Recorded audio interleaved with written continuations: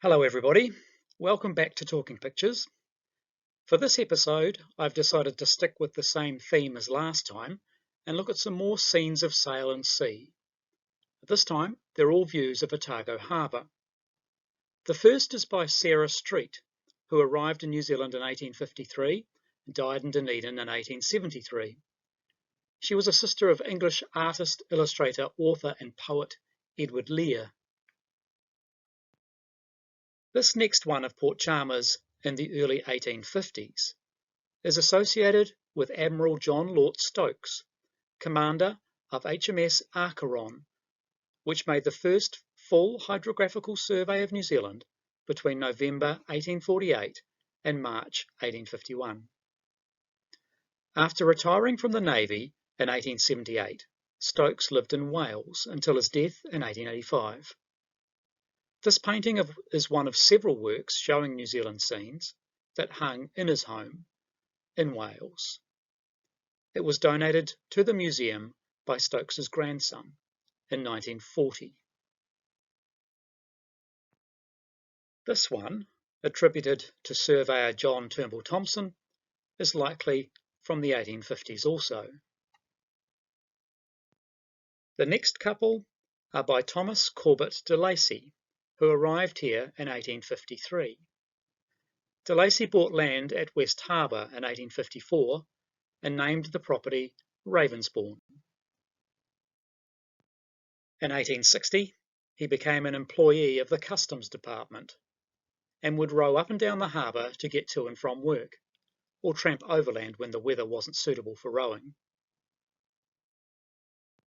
In 1877, he became the first mayor of West Harbour. Robert Park McGowan arrived here aboard the Robert Henderson in 1861, which he's painted along with the platter in this scene. Although he returned to Scotland in 1866, in the mid-1870s McGowan was back in New Zealand, got married in Dunedin in 1875, and a few years later settled in Southland. The number of wharves that had sprung up during the gold rushes is one of the key features captured by David Henderson in this work. Henderson was employed by the Otago Survey Department as a draftsman and lithographer in the early 1860s, before going out on his own. He painted another very similar view to this one in 1869 and issued lithographic prints of the scene. Despite the hustle and bustle created during the gold rushes, tranquil views of the harbour abound. From our great collection of watercolours by draftsman and artist George O'Brien, we have this view of Rakiriri or Goat Island. Check out episode 3 of Talking Pictures for more on George O'Brien. Next we have a couple of works by or attributed to barrister and solicitor John Stamper. Like many other works by Stamper that we have in the museum, the vantage point for this view is near his home, which was on the corner of High and Elvis Streets. In 1880, the Stamper home would become a crime scene when it was suspiciously burned to the ground. Fortunately, no lives were lost. However, the very next day, in one of Dunedin's most infamous crimes, James and Elizabeth Dewar and their baby were found dead in their house, which had similarly been set alight in mysterious circumstances. When notorious criminal Robert Butler was arrested on suspicion of the murder of the Dewars, he was found to have a pair of binoculars on him. Binoculars which had been stolen from the Stampers' house.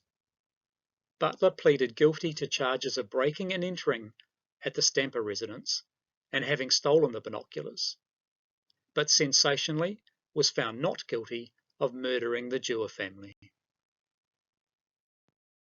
But I digress. Back to the pictures. Here's another view of the harbour, likely by the hand of John Stamper. Next we have this scene by Peter Power, an artist who was active in Dunedin in the 1860s, 70s and 80s. This work by Port Chalmers schoolteacher Mary Sinclair shows the hulk of former lighter Raynor Engelkens, also known as the Dutch galliot. The vessel was built in Holland in 1844. It sailed from London to Melbourne in 1853 and relocated to Otago in 1859. After later becoming a hulk, the old Dutch galliot became a familiar subject for artists. Once again, that's about all we have time for. See you next time, and thanks for watching.